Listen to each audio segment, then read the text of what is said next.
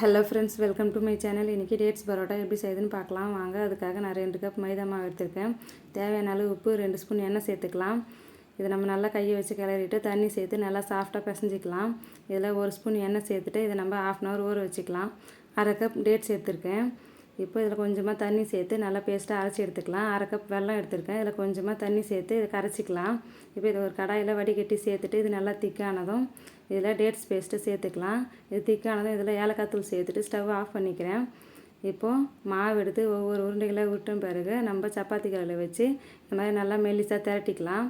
இப்போ இதில் dates paste தடவிட்டு இது மேலேயே இன்னொரு லேயரும் வச்சுட்டு இதை நம்ம நல்லா ஓரங்களெல்லாம் நம்ம நல்லா அழுத்தி விட்டுறலாம்.